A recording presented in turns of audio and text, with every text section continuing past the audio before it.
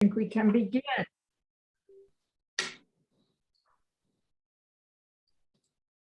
So good evening, everybody. This is the Executive Committee of Community Board 5. I'm the chair, Vicki Barbero.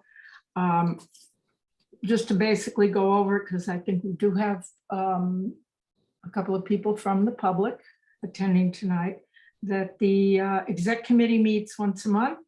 And our reason for meeting is to put together and form and finalize the agenda based on going over all of the input from the committees throughout the month. We very rarely take up any action items, only when there's been an emergency and we've had to act on behalf of a committee. And tonight we do not have any action, so we are definitely just putting together our agenda.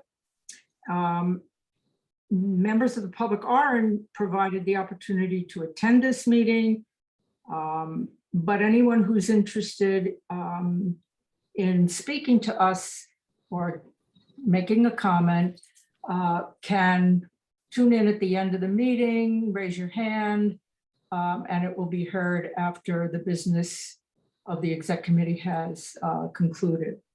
So again, keep in mind, we will not be deliberating or voting on any issues this evening, because the main purpose of the exec committee meeting is to form and finalize the agenda for Thursday night's full board meeting.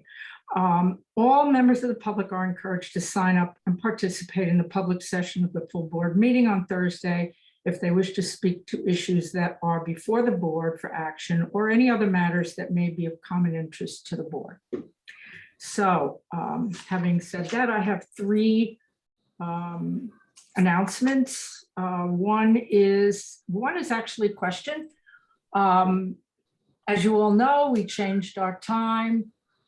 That usually was for the exec meeting, it usually was 5 o'clock, and we had to change it to 6 because there were 3 of us or 4 of us that had conflict with another meeting that took place every Tuesday afternoon at 4 o'clock and ran through till 6 o'clock. So my question is, would you like to go back to a 5 o'clock meeting? I, for one, would, but I really want to hear if everybody's okay with that.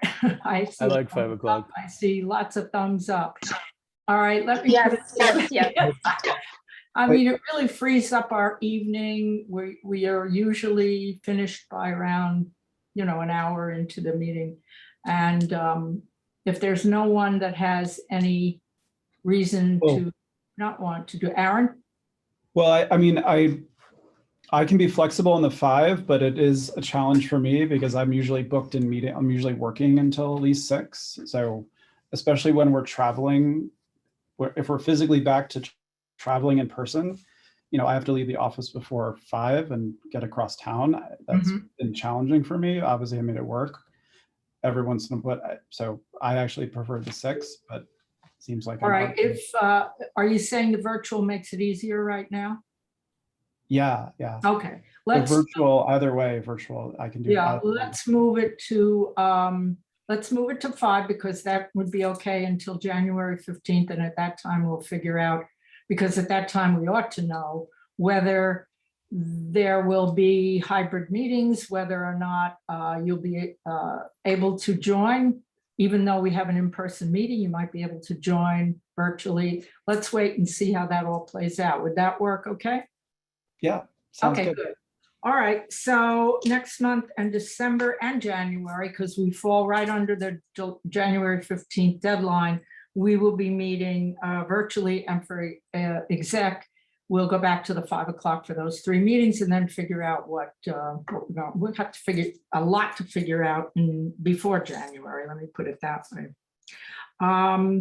Just wanted to mention, unfortunately, we have no word on board replacements. We have 3 vacancies. They're all in Corey's district, and I have sent in some names based on input from all of you when we got the applications from people who were interested in joining the board full time. But I've not heard anything, nor has Marissa yet. So we will let you know as soon as we do, we're down to 47, correct, Marisa? We're down to 47 people on the board. I'm sorry, I don't have the number right in front of me. It's either 47 or 46. I thought we might have 4. I think because Simon Schenkel resigned, I think we actually have 4. Okay, because I have Austin, Schenkel, and Chris Clark with a reason, but that's okay. That's under any. Corey Johnson's district, and then we have Simon from Council Member Rivera's district. Oh, that's right, yeah, okay. Well, it's either we're down to 46 or 47. Okay, and then the last thing I wanted to mention is I tuned in to the Parks and Public Space meeting and orientation last week. And it occurred to me, and I'm not sure if this is true, but I was very impressed with Clayton and the committees. First of all, the matrix is fabulous. We all know that. I think it's really progressed to a point now where it's super helpful. I think a lot of the new people find it much easier to understand what goes into the decisions that we come up with through the Parks Committee. But additionally, Clayton has put together, and the committee went over how to write resolutions. And I'm not sure that any of the committees have something like this or maybe similar to it. But regardless, I would like all of us to take a look at it, have Clayton give you a little idea of what it is and what would be needed, and he will try to tweak it for the full board for every committee. Clayton, can you give a little blurb on what that's all about? Very impressive. Sure, yeah, thanks. I mean, I learned from the best, Vicky. You trained me about semicolons. There is a Google Doc that I'll just drop it into the chat if that's interesting to you. You honestly don't even have to look at it, but you guys all know how to write resolutions. But this is a document that is specific to the Parks Committee, and it's partially about semicolons and punctuation and capitalization, but it's also about how to have a through line so that if it's a denial, the clauses don't sound like you're supporting it, etc. It can be very useful for relatively new board members in particular, or people who've been on the board for a long time who've never written a resolution, or any of us, as a kind of touch point. So yeah, I'm happy to kind of work on this to make it more broad-based so that it applies to the whole board. And so I guess my question for committee chairs would be, if you can think of some boilerplate template reso topics that are more like, for example, for parks, an event resolution is the type of template that can be applied again and again and again. The weird one-offs is not as important. If you guys have like 1 or 2 major templates of types of resolutions that you routinely have, and you want to send me 1 or 2 of those examples, I can just drop that into this document and tweak some language and stuff and make it accessible to the whole board so that everybody can use this document as a reference. If that makes sense. Absolutely. I was really thinking specifically, we have a lot of new members. I mean, even though this year we got a smaller amount, however, in the last 3 years, we probably have 1/3 of the board that's new, if not more.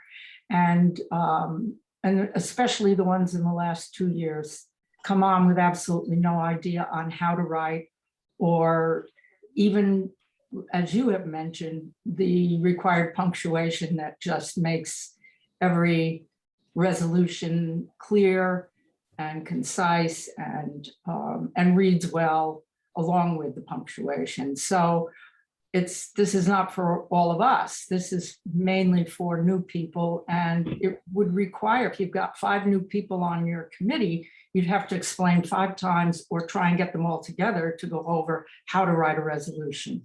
And this may be very helpful. So if you all agree and you'd like to, help by giving some examples to Clayton, it would make, I think, all our lives easier, especially when it gets to the chair of the committee and when it gets to Marisa, ultimately, who very often has to sit and capitalize all the first letters after the word whereas. And as Clayton has put it, he's a big stickler on semicolons and capitalization, as am I. But I do think it's important. And I think grammar and appearance and how they read in particular is really important. So if you could all do that, I don't know if any of your committees already have a way of giving people an idea on how to write a resolution, but I don't think this could hurt, that's for sure. So having said that, that really concludes what I wanted to talk about up to the point where we will now, I do not have the agenda in front of me. It's my computer, it just didn't show up. So I apologize, and I'll just call on each, I don't know what order it was in. So I'll just call on each chair and then we'll figure out the order for the full board agenda for Thursday night. So. Can I ask a question before then? Sure. Vicky, do you see this committee going into executive session at all today to discuss personnel matters? No, Okay, no, not today. okay. Okay, let's start. I'll start by my screen. Layla, you're first. All right, I'm going to do land use first. The application that we received was for a variance from the Board of Standards and Appeal. The applicant is a hotel owner and operator. The property in question is located at 112-116 West 28th Street. And this is in an M16 district. It's a manufacturing district. The applicant is the owner and operator of a hotel that is located on the largest part of this lot. The lot was merged in 2018, and a small portion of the lot is currently occupied by a 4-story building that is totally dilapidated, and the owner / applicant wants to redevelop this property, wants to demolish the hotel, the small 4-story building, and wants to build a hotel. The problem that the applicant is faced with is that in 2018, the Department of City Planning and the City Planning Commission enacted a zoning text amendment that makes hotel development subject to a special permit. What the applicant wants to do is, instead of filing the normal application for a special permit, they want instead to get the shortcut, basically a variance from the Board of Standards and Appeal that would dispense them from the special permit and would allow them this use that is non-conforming with the current underlying zoning. We had great issues with this application for a variety of reasons. The primary one being that you should not be seeking a variance when there is a tool in the zoning resolution toolbox to actually accomplish what you're trying to accomplish. A variance should be the minimum variance provided for to remedy a hardship. And you cannot claim hardship if indeed there is a way to relieve you of this hardship by normal standard processes. Furthermore, the owner of this site actually acquired the site in 2012 and has basically sat on it, letting it get totally decrepit. They pulled a number of demo permits, but never acted on them. There's actually a partial stop work order on the demo because they were starting to demo it in a way that was unsafe. So lots of problems with this particular site. Overall, we felt unanimously that this variance from the BSA was utterly inappropriate, and we voted to deny the request. unanimous vote. Right. Okay. Does anyone have any questions about this application for land use? Or any questions? Okay. You only had one, right, Leila? Yes, that's right. Land use. You want to do landmarks? Sure.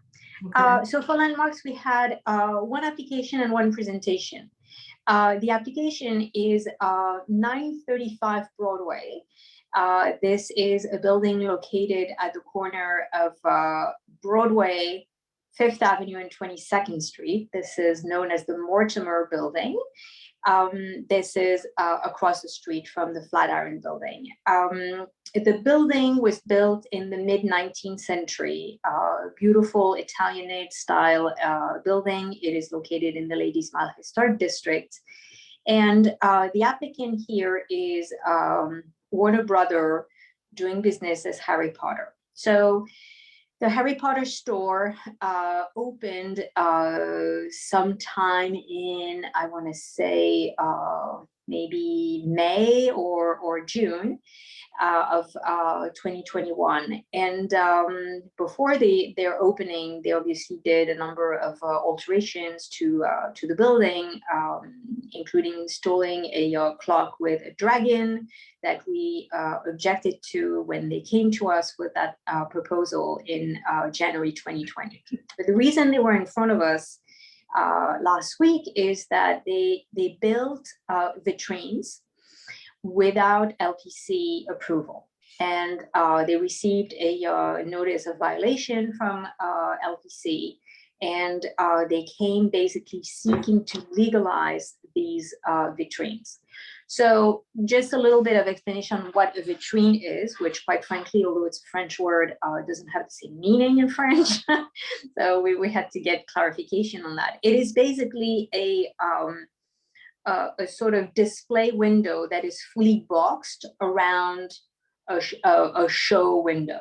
So although it is interior, but although it is interior, it is under the purview of LPC. So when they submitted their application originally, they proposed 3 vitrines, and then they ended up building 5. So 2 of them were built in violation of the permit they had received. We looked at the application, and the vitrines, the built-in structures that are inside the store, did not rise to the level of objection from the committee. What the committee objected to, though, is the lighting scheme that Warner Brother Harry Potter is using in these vitrines. It's very bright. It is illuminated at night. It has a theme park feel to it, which, despite claiming that they want to be everything but, is really giving this impression, totally non-contextual with the building and totally non-contextual with the neighborhood. So we ended up making a motion to deny the application because of the lighting scheme. So it's a deny unless the lighting scheme is reworked and made more contextual, basically just dim it and use non-colored lighting. What was the message that the committee sent to the applicant. We are noting that the structures themselves, the vitrines, are actually not a problem. We don't think that it is detracting from the building, but it is really the lighting that was of concern, and it was unanimous vote. Okay, and it was a deny unless. Correct. Yeah. Okay, anybody have any questions or comments on this application that came before landmarks? Okay, seeing none, I'll move down to Nick. Do you have a report for this month, or? I don't have any resolutions, but I do have a report, at Okay. least for this committee. So I've been talking about the glass ceiling application. This is the rooftop venue right next to Gilsey House. CB5 last year recommended complete denial of the application. The SLA did grant them a license for wine and beer with limited hours. The applicant has now come back to us requesting longer hours and full liquor. We did a site inspection today. As you can expect, the Gilsey House remains in complete opposition.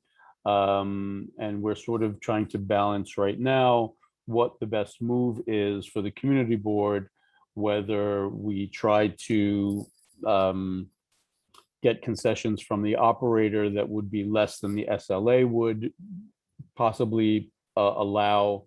And we're trying to figure that out. If you remember, the reason or the decisive factor in the SLA granting this license against our recommendation was the support for the operator by Congressmember Powers. And I think what we really need to do before we finalize our position is find out what Keith is going to do. Because if he's going to throw us under the bus again, then we're probably much better off getting whatever concessions we can than letting the SLA just go and figure out using their own judgment what they want to do. We don't have a lot of time. The SLA scheduled a 500-foot hearing for this item, so we're sort of, in a crunch position at the moment. I would have loved to have this at committee, but our committee meeting was passed by the time they scheduled the 500-foot hearing. So we are again in a position where exec may have to provide an opinion on this matter. But we've got a few things to do, but you may be hearing about this in the next couple of days. When is the 500-foot hearing? I think it might be later this week or early next week. Marissa, do you remember the exact date? Monday is the day that comments would need to be put in for the 500-foot hearing. I will say, Nick, that we heard from Senator Kruger's office today, and they are willing to write a letter to the SLA supporting CB5's position. They did that last time, and although we were very appreciative of that, it didn't help. The fact that Powers said it was okay was really all they needed. Because the opposition was not unanimous, the SLA found any excuse to grant them the license, and all it took was Powers' support. But yes, I think we should, thank them for their letter, thank them for their support, and we should include that. But amongst us, I don't know how much that'll help. Do you have any inkling as to time-wise how this worked out? You think it was deliberate? I don't think so. I think we always expected the operator to apply for an extension. The fact that, the SLA scheduled their hearing when they did, we've started to see the SLA do that. They're trying to clear through their backlog. They're trying to, get through their applications, and they've started giving us very little notice of these 500-foot hearings, and it's caught us off guard. Yeah. This is not the first time that's happened. Really short notice. That's it's impractical notice. It really is. Really, and that 500-foot hearing is so important. It really is. Okay. All right. So for the time being, you're trying to figure out, the best way to deal with it. You're also trying to figure out or find out what's going on or what will go on with Keith. And ultimately, it probably will come to exec for an emergency, which means we may have to meet also in an emergency. It wouldn't be our next meeting either. So, right. Okay. Marissa, can you provide some support for the committee and the team to communicate with Powers' office? I don't know that it might be helpful for the board office to facilitate that. Sure, I know that Franklin was at the walkthrough today. Okay, good. I did request that. So I'm glad that that happened. Yes. Do you know if I remember this application from, I think it was a year ago. Mhm. Do you know if their physical space has been open? Yes. Because it was during all of COVID, and it was basically, I think it was like it was a club, not a club like a dance club, like a hangout place for business networking, which I would imagine was difficult to do over the last year and a half. That's part of their method of operation. During certain hours, the space is used by the Luminary Club, which is in that building, and then they open it up to the public. And their method of operation also includes private events, which could be bands and other things. So there's a lot for us to consider. And I'm concerned that it, again, may all come down to powers. You have a team working on it? Yes. Yeah, okay. All right, anyone else? That gave us a lot of, gave your committee in particular, a lot of heartache last time around. Yeah. Okay. EJ. Oh, Hi, so Teeny had 2 resolutions this month. The first was, we thought, incredibly simple and straightforward. It was an application for bus stop permits for 2 locations on Lexington from HJ Opco, which is the formal name of the company that operates the Hampton Jitney. Hampton Jitney bought a competing operator in 2019, I believe, and intends to continue operating these 2 stops with the exact same pickups and drop-offs, no more than 6 a day, at these same locations. We did our diligence here, and it seems very clear that this is mainly a continuation of service that has already been taking place at these stops, just simply under a different name. And because the company has changed hands, they needed to formally get the permits reissued, because it's existing stops, existing pickups and drop-offs, and a very well-known professional operator. Sorry, just got an echo there. For all those reasons, we had no issues with that at all, and it passed unanimously. okay. Oh, I'm sorry, go ahead. No, go ahead. The second resolution was just slightly more complicated. It was an application for irrevocable consent to install electrical outlets and a conduit in the sidewalk outside of 220 Fifth Avenue. The intention being that they want to install lighting in the sidewalk to illuminate the lower facade of the building at night. We actually spent, practically speaking, within the scope of the conduit itself, we had no real objections to the conduit.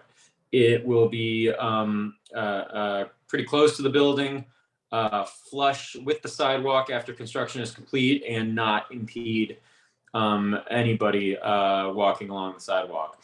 We did have a lot of procedural questions about, since this building is in the historic district north of Madison Square Park, we were trying to figure out why they were coming to us for irrevocable consent to do the work.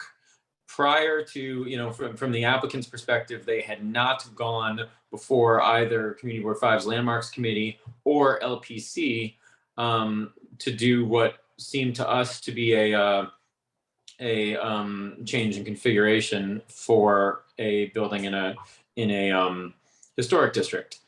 So we were confused by that. And obviously, if if the lighting were, not appropriate for a building with that kind of landmark protection, we figured, a revocable consent doesn't really make sense, even though we had no problem so much with the technical specifications of it. As discussed by the committee, and since the applicant was really unable to tell us why they hadn't gone before LPC, the discussion and the position adopted by the committee was contained, a number of caveats built around asking the applicant to make sure before we go to the full board to get back to us with an answer of why they didn't go to LPC, why they didn't go to landmarks, and if appropriate, to potentially even go to landmarks, which was taking place after T&E. What we eventually learned in the aftermath is that LPC seems to no longer want to hear issues that are solely related to lighting. So since LPC no longer intends to hear this type of application and kind of seems to give their tacit approval to new lighting installations on those kind of historic district buildings, those concerns of T&E, which again were kind of procedural questions about the purview of a different committee, in a classic deny unless sort of way, it felt appropriate to update the resolution since the applicant is not really beholden to any of those specific rules. We can't require them to go to LPC if LPC doesn't want to hear the issue. So that having been said, those conditions removed from the resolution more or less make it a straight support for the conduit. We did, however, add in to language saying that going forward, not from a landmarks perspective, but from an environment, a transportation and environment perspective, we didn't ask the applicant to, certainly in advance of getting this type of application, of which we've gotten very few, we didn't ask them to come in with information about, say, the light pollution and the effects on neighboring residential buildings. So they obviously didn't have any data or information they could provide about what those effects are going to be, but we're sort of putting future applicants for revocable consents that relate to lighting installation on notice that we're going to ask for that information in advance from the applicant going forward so that we can assess the environmental impact of any kind of lighting installation that comes before T&E. And finally, we also kind of simply added in language recommending and suggesting that LPC does start hearing these again, which I assumed that we assumed you would have no objection to, Layla, but certainly let us know if you don't think they should go to LPC. And it was No objection whatsoever, on the contrary. Okay. it was unanimous approval, EJ, right? It was once again unanimous, yeah. Yeah. Layla, just for my own edification, I always thought that LPC had a set of like examples of things that they had to weigh in on. Do they have the authority, I guess they do, to just say, we don't want to deal with lighting? Can they just do that? Yep. Can they do that with anything? It is very bizarre because we have reviewed full applications for lighting schemes. One prime example, I want to say 5 or 6 years ago, was actually the lighting scheme inside Bryant Park. It was a huge deal, and all that was the lighting. It was not. Well, of course, we did discuss where the lighting is, where the light fixtures are going to be. It was, the intensity of the illumination. Where is it going to bleed on this particular part of the park, or that one? It was really intense. Another example is a building on the corner of Park Avenue South and 22nd Street that is Photographica, a photography museum. We went at length discussing the lighting, and the applicant, told us absolutely every bit of detail, and the lighting temperature and the color and the intensity, and all this technical jargon to describe what they were doing. So obviously, LPC was interested in these lighting effects. But surprisingly, the Empire State Building redid their lighting scheme, and now they can actually do all sorts of blinking lighting and pretty fancy stuff, and that didn't come to us, or the LPC did not weigh in. So it is very mercurial. It is very difficult to understand what the rules are. It looks like the rules are set by maybe individuals that change over time and that have different views or different interpretation, or the rules don't really exist, so they basically make those determinations as they go. It's very frustrating. Is there anything that you suggested that we could do? Could we write a letter, at least go on record, giving examples of why and how in the past it's been important? I think so, because lighting is a huge component of an experience of a district, Yeah. or of a building. If all of a sudden the Madison Square North Historic District, which is a very discreet and solemn district with tall and elegant rather massive buildings, if all of a sudden that becomes Times Square, this totally changes the feel. Yeah. And similarly in Times Square, there's actually a requirement to actually blast these buildings with a lot of lighting, because that's the context of the district. So I think we should actually take the opportunity of this situation to write a letter to LPC to tell them that they need to review lighting. Okay, good. Okay, and I really commend the committee for picking up on that and following through. I think it's great. Yeah, thank you so much to the Yeah. team committee. Very Fabulous job.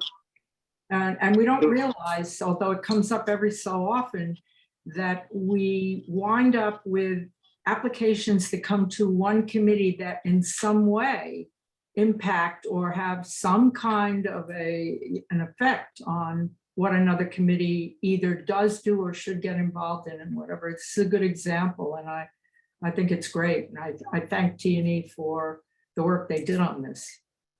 I will just say that it was nothing to do with me. It was entirely EJ's leadership on that from beginning to end. So thank you. Okay, thank you. And a bunch of diligent committee members too. Okay, anybody have any other comments on that or questions? Well, I just have a question. I'm wondering, I'm fully in support of writing that letter, but should we put some more muscle behind that? Should it actually be a resolution? I mean, it just sounds to me like this is something that we want to draw as much attention to as possible. Layla, what do you think?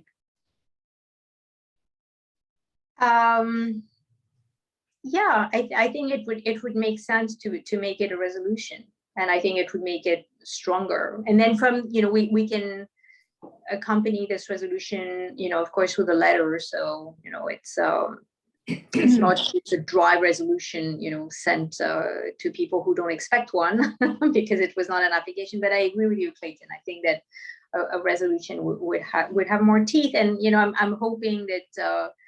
Our borough president, Gail, has always been a big supporter of landmarks, and she understands historic resources. She knows what that means, and quite frankly, it's not a terribly burdensome ask. We know that the commission has said that they want to streamline their process, and they feel that the commissioners are spending too much time in this tiny room that is poorly ventilated, but I think that now that virtual meetings are allowed, I think that they're going to have to really thoroughly evaluate the impacts to historic buildings and historic districts. Okay. If we, if you agree and the committee can work on a resolution, that would be great. Yeah, we And- can put it on the agenda for November. Okay, and even any input from maybe any of the electeds who might be interested. I don't Yeah. know, it's a possibility. Okay. Moving on, Clayton, I know you didn't have any resos. Is there anything that needs to be reported regarding parks and public spaces? I don't believe so. We've recently learned that the holiday market is returning to Union Square this year, which we weren't sure if that was going to occur. So we've just learned that, and so And it was called the Beloved. Did you see that? The Beloved Holiday Market. I Okay, mean, these things are all a matter of opinion, but sure, fine. I'm sure it's beloved by many. And there are things to love, but so we're keeping our eyes peeled toward the details of that and what that's going to look like. But aside from that, everything we had this round were just reports for public art installations and the like. So we didn't have any resos this round. okay, great. That leads us up to our last committee, which is Bex and Julie. Would you? I know Renee is unable to be here tonight. You're muted. Oh, Julie had messaged that her audio isn't working. So Marisa, I think she might be in a, there you go.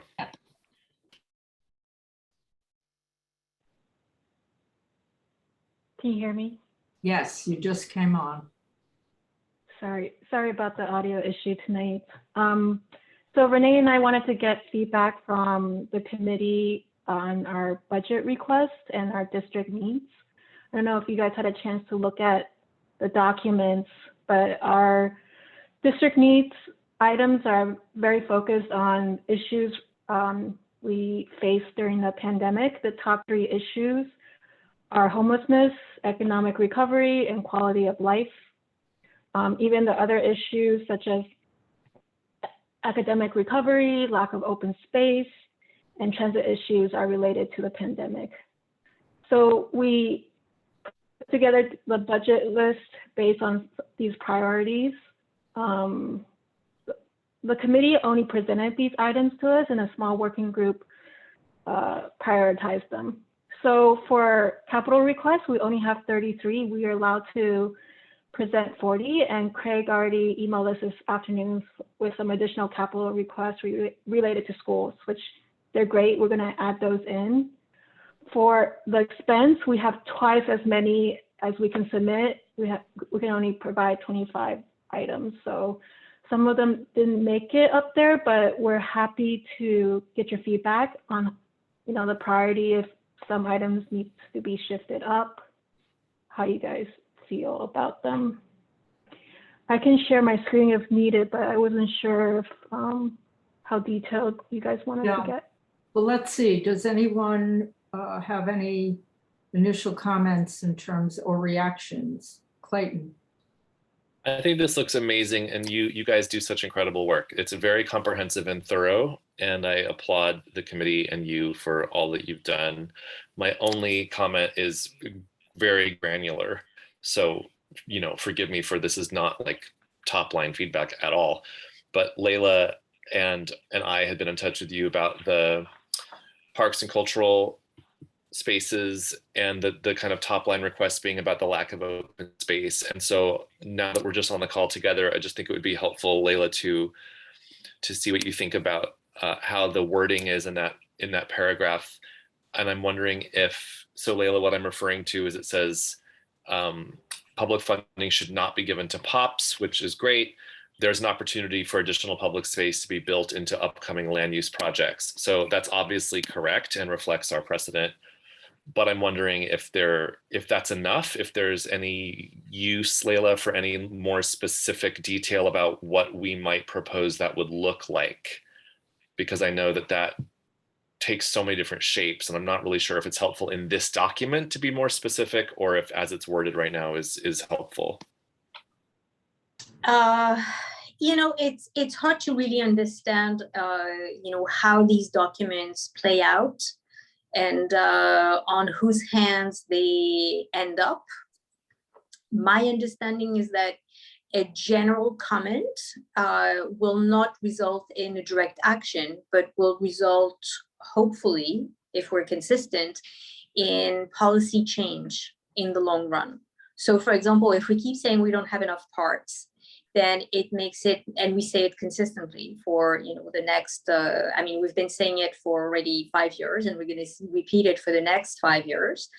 Our legislators can then take that and basically shape the decisions of the Department of City Planning. So there's great value in just making this statement just as is, without saying, oh, and by the way, on block BBB and lot we should build a park. Now, if we believe that there is such block and lot that is available and primed to become a park, we should certainly say it. I don't know that there's anything really that comes to mind, or any large projects that are coming online on which we could say, this is a prime location for park siting. Not even Empire Station. Well, it's tricky, because if we start to make these recommendations for a project that is not a city project, as part of the city budget, priority district needs, we don't want to give the impression that we actually do support this state-sponsored horrendous nonsense. And it may end up coming back to bite us. Whereas if we leave it general, we have some statistics. CB5 has the lowest number of open space per square foot. So like if you do the ratio, to the size of the district, and then if you do the ratio to the number of humans who actually populate our district, whether it's residents or office workers or tourists, it's abysmal, absolutely abysmal. So I think that making the general comment that we need more funds, that is good enough. If we can, specifically mention where these parks should go and how much money we would need, that's even better.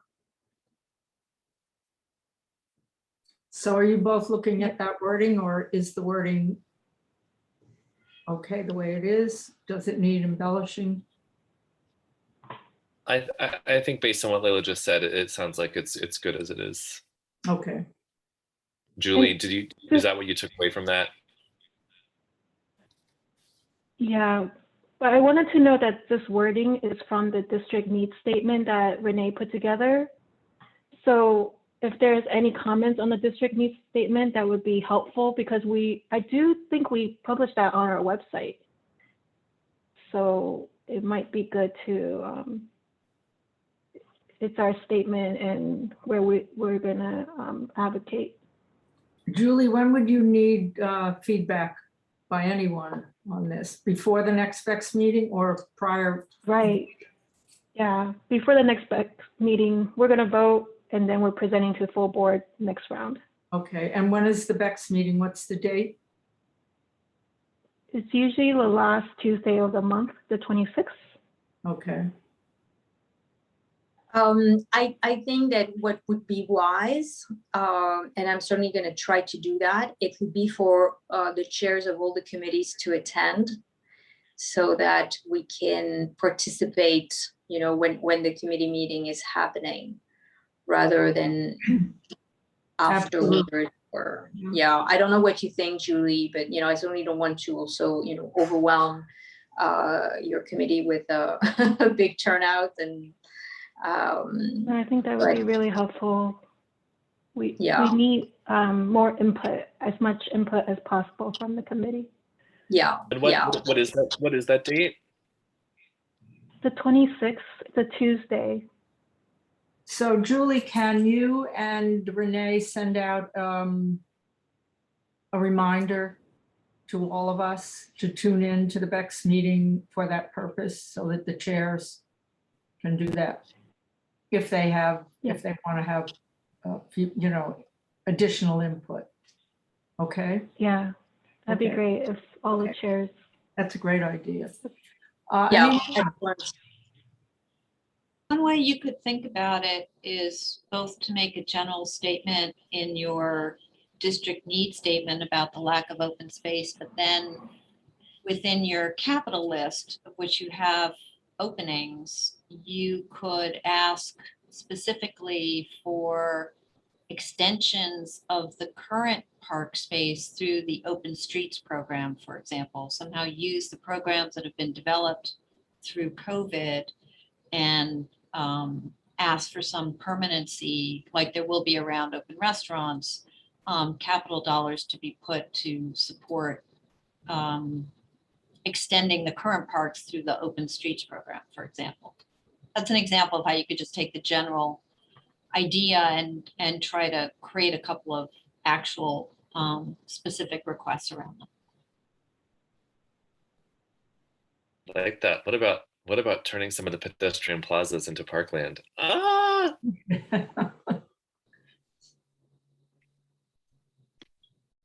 Well, Okay. something that we may also want to look into is that, any city-owned land, and there may be turned into a park. So I don't know if we have any in our district. I know that the last park that was built in our district is actually a playground on 20th Street. And, there was conversation for years over, and it was city-owned. There was conversation for years about the fate of this park, or maybe it's in CB4, maybe it's on the other side of our boundary. But it ended up being developed as a playground, and it is the most successful playground. It is packed all the time, very heavily used. So there was clearly a need for that kind of use. So maybe this is something that we can look into, do a little inventory of vacant land that is city or state owned, and make a capital request that they be turned into a park. You could also just ask at a minimum that there aren't a lot of schools within the CB5 district, but that whatever schools there are, that their playgrounds are these turned into these jointly owned playgrounds that are operated by both DOE and the Parks Department, so that they stay open after hours and on weekends for the public to use the space. So actually the last school that was built, and the only school that was built in our district, elementary school, they don't have a playground. Would you believe that? That's just, it's horrendous. Technically they do. It's a small terrace in the back that's probably about the size of maybe Reese's office. Yeah, exactly. It's tragic. It is just, Yeah. Makes my heart I sing. know it well. But there are a few middle and high schools that must have yards, even if they're concrete yards, they're basketball courts, it's something to use anyway. Yeah, no, that's a very good point, actually, because there are actually the existing high schools may present a great potential. Okay, any other comments or questions on that, or anything new? Schedule-wise, I just want to check with Marisa if this works, because I know Renee already said we're submitting our budget request late. Do you see any issues with having another conversation on the 26th? And then, No, not really, because I've let DCP know that we wouldn't submit anything until after the full board vote, because it's not official till the full board vote anyway. So they know that. So up until then, you can make whatever change you need to. okay, Okay. great. Nick, So we you have some time.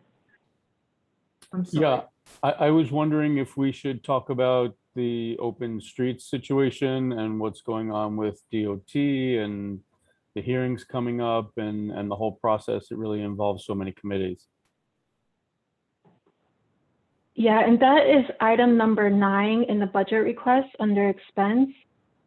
So in the explanation, we noted open street dining operations, but in the actual budget request is increased funding to add staff lines for more DOT after hour inspectors.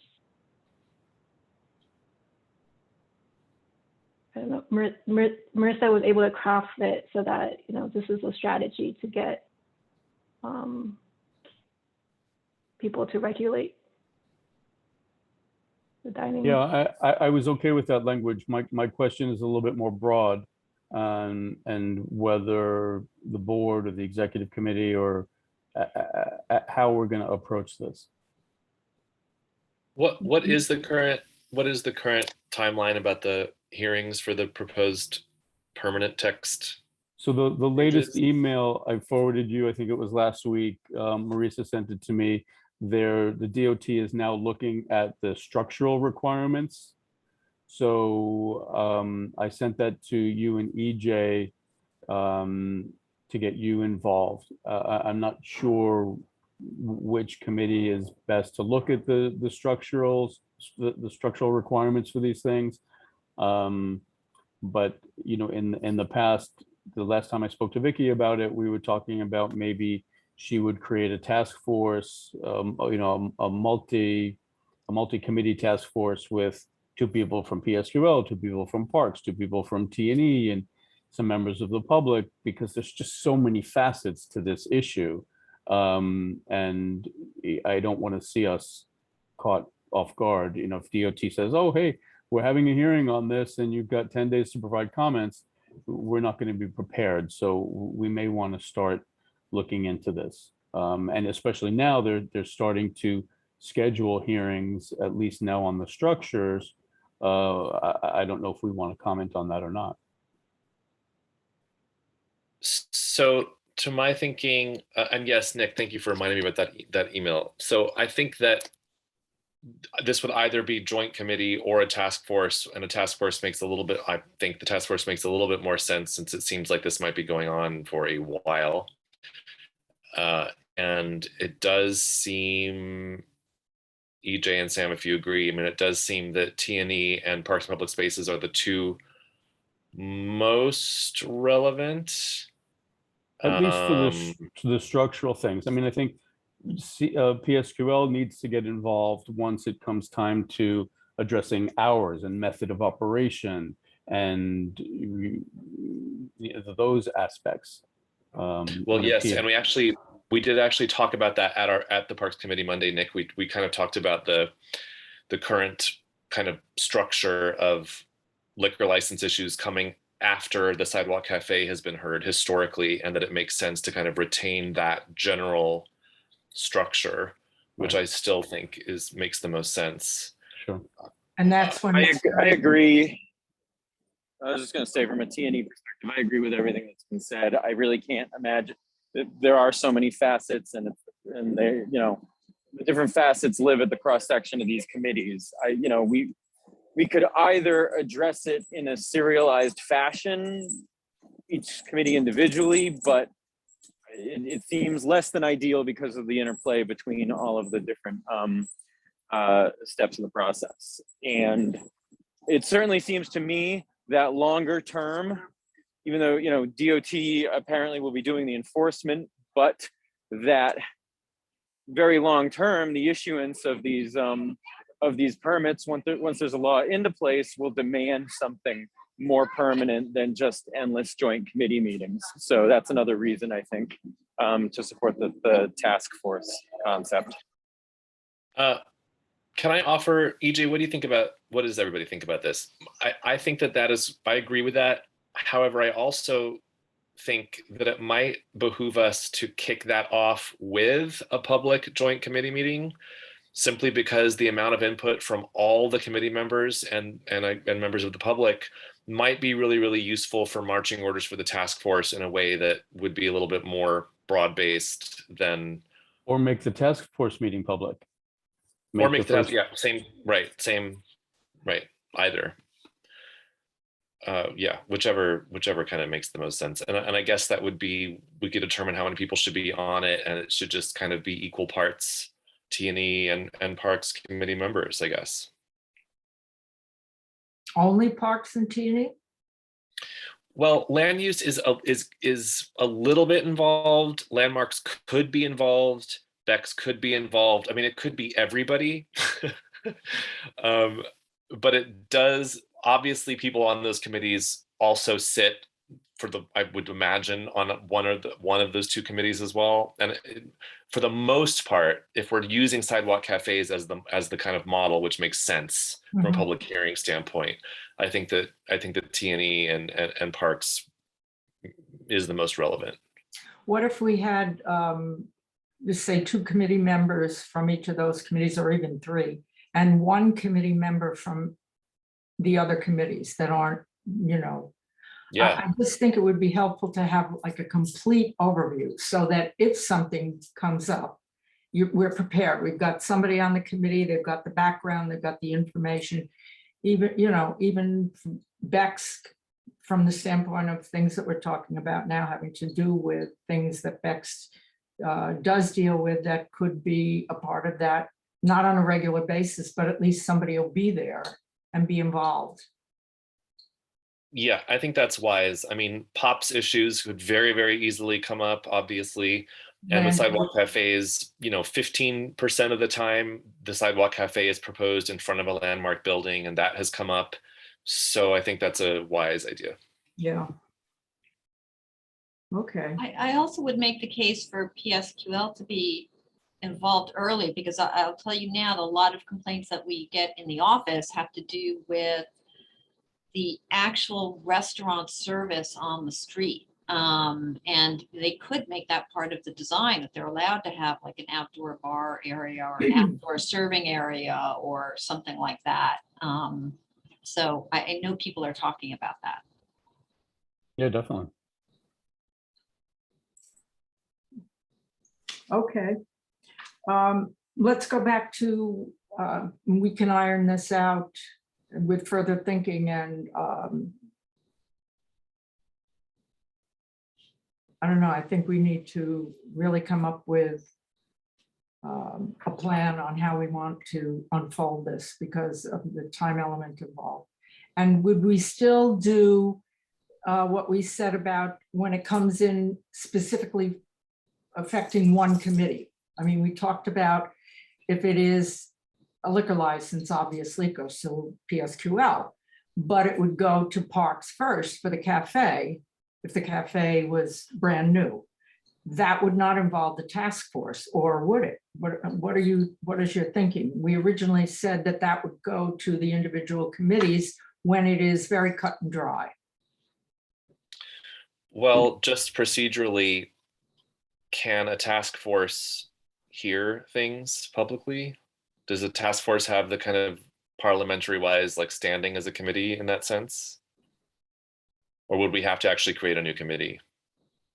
We would have to probably, that was one of the things that we were thinking of, is to have if this mushrooms into a lot of work and a lot of action needed, we may have to create a specific committee for this purpose. See, Well, but we don't know, we actually don't even know if they're going to require that once it goes through this process, that they're going to require that these open restaurants come before a community board at all, separate yeah. from the SLA. So, Yeah. Right, so You it know, might end up being easier than applying for a sidewalk cafe. oh, I think it will be. I think that's their intention. And they may try to create a rule situation, that's pretty detailed so that, you don't have to go through any sort of community board review. I know the community boards will fight that, but it's possible. So we don't know that it will go through anything like the process it went through before.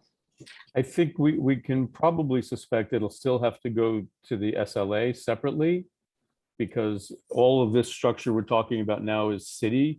and the SLA is a state agency. They're really quite removed from this.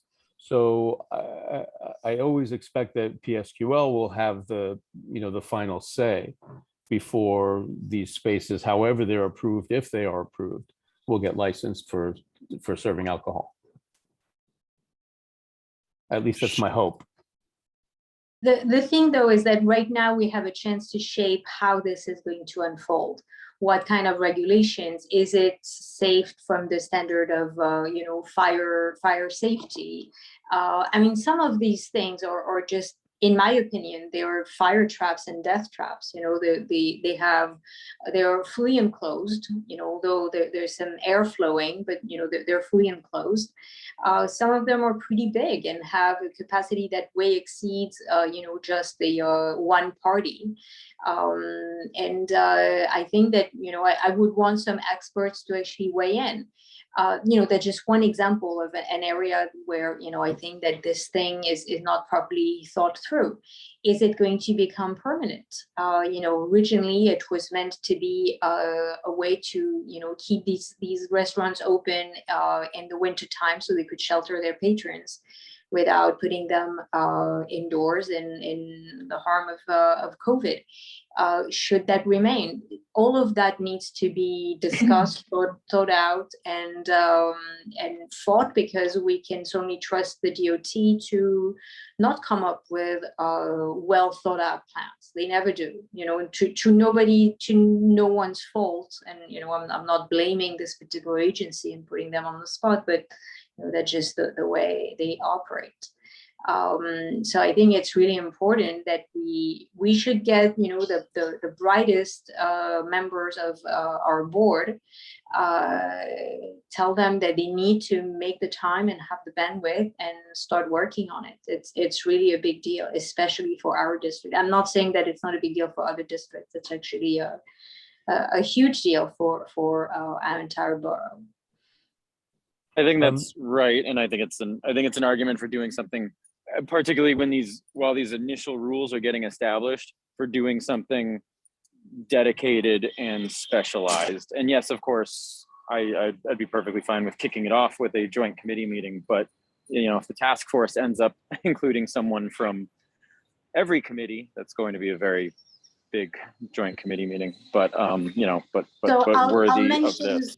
I'll mention two things. The first one is that the land use committee is actually the regular committee to all the chairs, and it's by design. We decided that land use is so important that all the chairs should be members of this particular committee. And I believe that all the vice chairs or all the members of exec, maybe with the exception of Craig, are also members of land use. So maybe we could decide that land use is, although does not really have a specific relevance, no more than certainly less than parks or T&E, but because we're all there, that could become it. The other thing that I would mention is that until the next administration kicks in and they start to take in land use special permit ULURP applications,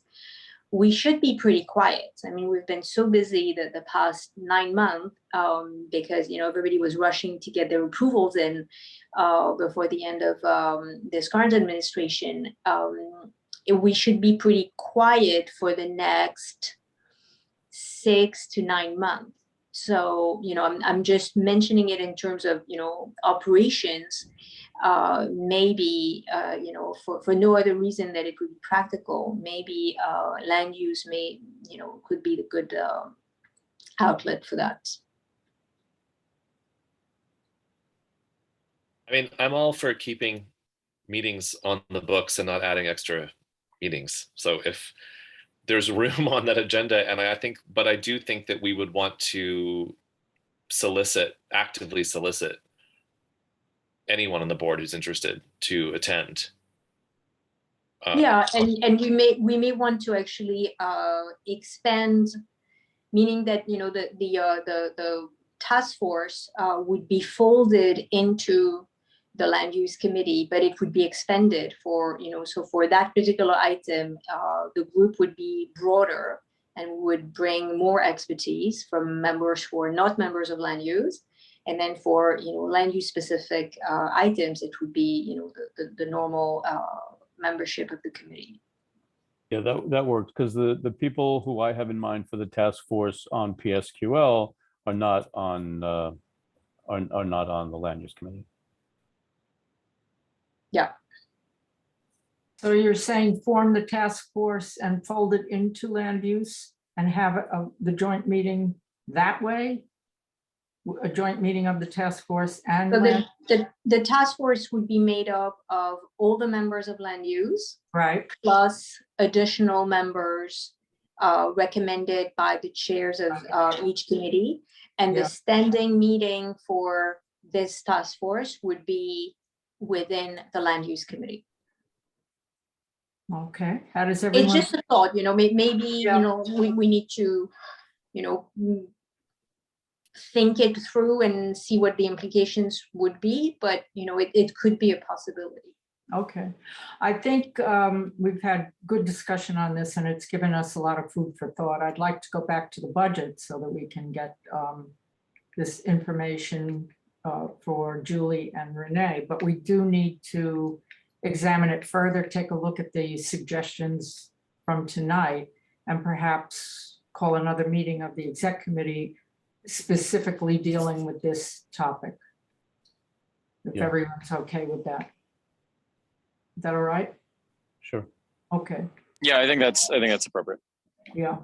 Okay, budget. Does anyone have, any of the other chairs have anything to add to request a change or an addition or some type of editing, whatever it is? I know Clayton, you've spoken.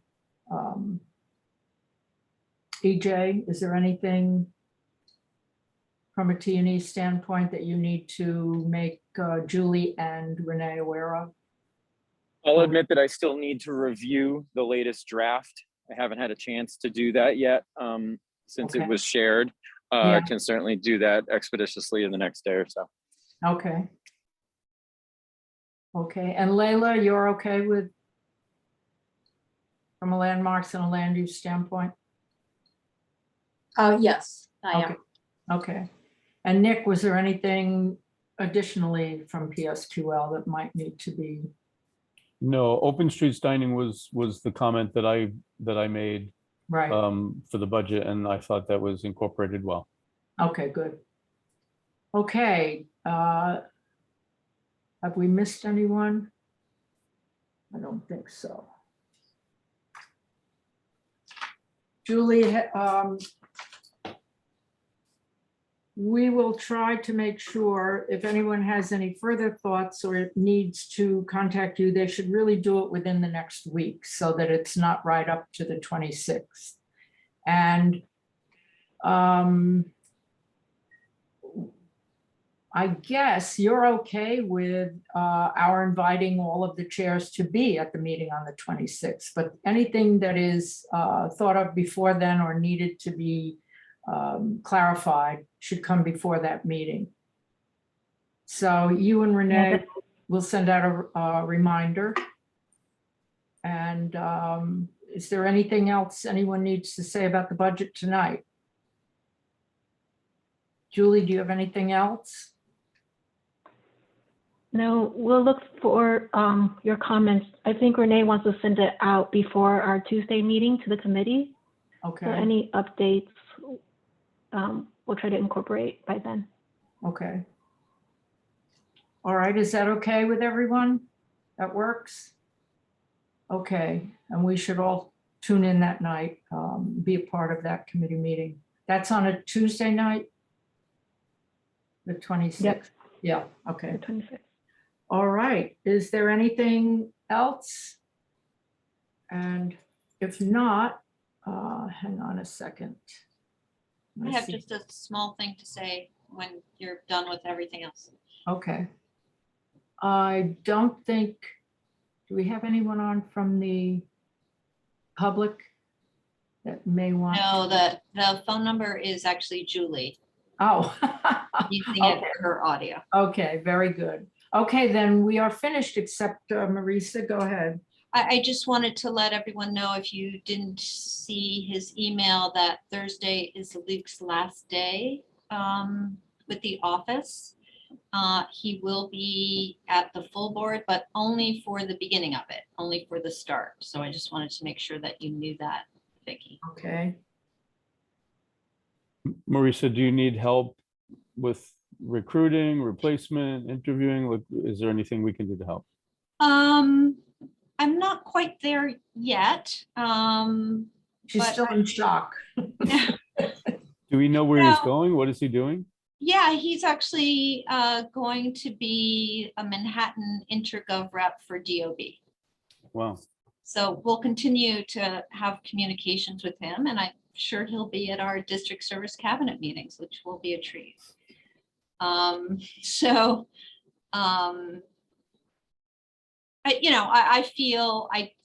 I feel very confident that we'll be able to hire someone quickly and take the opportunity to maybe fill some gaps and consider the future of hybrid and so forth. So I think this opens up a great opportunity for the office. Okay. But I'll miss him. Beg your pardon? But I'll miss him. Okay. All right, anything else? Do you need to set the order for Thursday? Oh, yes. Thank you, Craig. Yes, thank you, Craig. I don't have the sheet in front of me. We have one reso from land use, one from landmarks, and two from T&E. Okay. Does anyone have anyone attending that they feel they should go first? Layla, do you have anyone from landmarks? I will just mention that, landmarks will probably, the meeting will be attended by the whole crew from Harry Potter. I mean, not Harry Potter himself. No wizardry. But the people from Warner Brother will probably attend.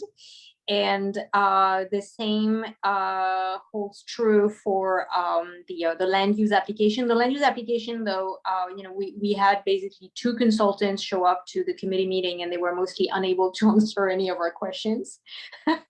So I don't feel a particular urge to put them first on the agenda, because they didn't seem to be particularly involved in this project. It was actually bizarre. So, just for your information, and I'm bringing this up. Okay, so why don't we do landmarks first? Okay. And then do T&E. And then land use. What else do we have? There's nothing from parks. And there's no report from PSQL. That was a report for us. And Bex would be last with did you have any resos? No updates for Bex. We're gonna vote and then present next month. I think. Oh, okay. So we've only got 3 committees. Oh, Yeah. wow. Okay. All right. Well, then we'll do landmarks, T&E, and then land use. Okay. Sounds good. All right. That's good. That's it, everybody. To be continued on the whole issue of open restaurants. So that's going to be the next hurdle on how to deal with it. But I think we've got a good start. I think the suggestions tonight are really going to be they're good ones, and they're going to work out. So thank you so much. Meeting is adjourned, and we'll see each other on Thursday. God willing, and the creek don't rise. Thank you, Vicki. Okay, good night, Thanks, Vicki. everybody. Good night, everyone. Thank you. Good night. Night.